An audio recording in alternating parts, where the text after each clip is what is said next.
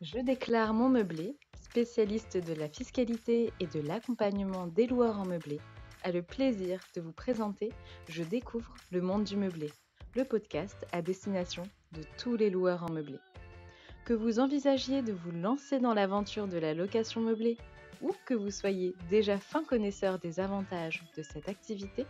retrouvez-nous chaque semaine pour parler conseils, bons plans et suivre ensemble l'actualité de la location meublée.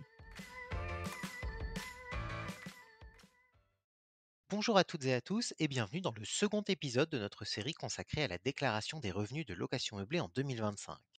Après nous être intéressés au régime microbique lors du premier épisode, nous allons maintenant passer aux spécificités de la déclaration au régime réel. Et tout comme pour le premier épisode, commençons par quelques rappels au sujet des échéances de cette période pour les loueurs qui relèvent du régime réel d'imposition. Depuis le 1er janvier et jusqu'au 20 mai au plus tard, la liasse fiscale 2024 doit avoir été envoyée à l'administration fiscale. Une fois cette liasse envoyée, les loueurs pourront remplir le formulaire 2042 CPRO en même temps qu'ils opéreront leur déclaration de revenus personnels et dans les délais impartis pour cette dernière, soit jusqu'au 22 mai 2025 pour les loueurs situés dans les départements numéro 1 à 19 ainsi que ceux résidant à l'étranger, jusqu'au 28 mai pour ceux situés dans les départements numéro 20 à 54 et jusqu'au 5 juin pour ceux situés dans les départements numéro 55 et suivants.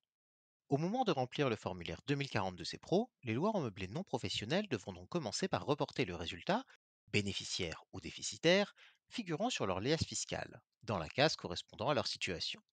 En principe, les cases seront déjà remplies automatiquement sur la base des informations contenues dans la liasse fiscale envoyée précédemment. Toutefois, il convient néanmoins de vérifier que les bonnes cases ont été remplies ainsi que les bons montants, une erreur pouvant potentiellement survenir. Si le résultat de l'activité est bénéficiaire, autrement dit si, malgré la déduction des charges et de l'amortissement, le résultat fiscal n'a pas été ramené à zéro, trois options sont alors possibles. Dans le cas général, à savoir des revenus imposables en France sans assujettissement aux cotisations sociales, c'est la case 5NA qui devra être complétée, ou la case 5OA selon le statut de déclarant 1 ou 2 si plusieurs personnes se trouvent sur le foyer fiscal, voire éventuellement la case 5PA pour une personne à charge. Si d'aventure les revenus à déclarer ont été perçus à l'étranger et ont déjà subi une imposition à ce titre, ils seront à déclarer dans la case 5EY pour le déclarant 1 ou les autres cases de la même ligne, soit les cases 5FY et 5GY en fonction du statut. Enfin, si l'activité de location meublée au statut de LMNP est soumise non pas aux prélèvements sociaux, comme cela est le cas en principe, mais aux cotisations sociales, ce qui est le cas si plus de 23 000 euros de recettes ont été générés par une activité de location meublée de courte durée par un ou plusieurs biens mis en location par ce biais, le résultat bénéficiaire doit figurer dans la case 5NM ou celle figurant sur la même ligne selon le statut. Dans cette dernière situation, le montant de cotisation dont le loueur devra s'acquitter sera déterminé différemment selon le régime qu'il aura choisi pour son affiliation à la sécurité sociale. Pour rappel, les loueurs ont le choix entre s'affilier au régime de la sécurité sociale des indépendants ou au régime général sur option si leur recette annuelle ne dépasse pas le plafond de 77 700 euros. Dans le cas d'une affiliation au régime de la sécurité sociale des indépendants, les cotisations seront calculées sur la base d'un taux avoisinant les 40% appliqué au montant de revenus déclarés dans le cadre du régime réel d'imposition. En revanche, si c'est le régime général qui a été choisi, les cotisations sociales seront calculées sur la base d'un taux de 47,5% qui s'applique au montant des recettes diminué d'un abattement de 60% ou de 87% pour les meublés de tourisme classés. La première année, une franchise de 23 000 euros sera également déduite des recettes du loueur avant application de l'abattement et calcul des cotisations.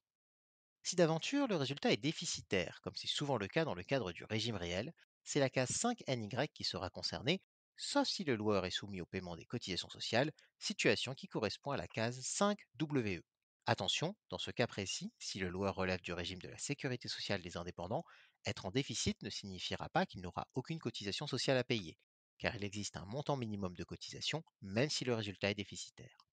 Une fois cette première étape terminée, il sera également nécessaire de vérifier que les sommes reportées dans les cases 5GA à 5GJ, qui correspondent aux éventuels déficits accumulés sur les 10 années précédentes, sont correctes.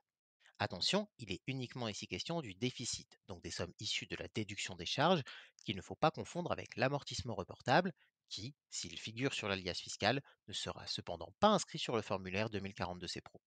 Enfin, pour la dernière fois, les loueurs qui ont adhéré à un OGA pour l'année 2024 et qui remplissent les conditions pour bénéficier de la réduction d'impôt sur leur revenu global, à savoir avoir fait le choix volontaire de relever du régime réel et donc ne pas excéder les plafonds de recettes fixés pour le microbic ou louer un bien en situation d'indivision, ne devront pas manquer de reporter un montant équivalent aux 2 tiers de leurs frais de comptabilité et d'adhésion à un OGA dans la case 7FF. Attention, cette case ne se trouve pas sur le formulaire 2040 de CEPRO. Au vu des changements apportés par la loi de finances 2025, il s'agit d'ailleurs de la dernière année pendant laquelle cette réduction d'impôt sera possible, avant que les frais de comptabilité et d'adhésion à un OGA ne deviennent uniquement déductibles en totalité en tant que charge de l'activité de location meublée.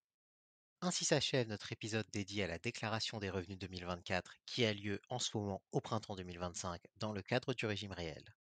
N'oubliez pas non plus que cette période correspond à celle de la déclaration de l'impôt sur la fortune immobilière. Si vous pensez être concerné et que vous voulez en apprendre plus sur le sujet, ne manquez pas d'aller écouter notre épisode consacré à l'IFI de notre série de l'année dernière, le printemps du LMNP.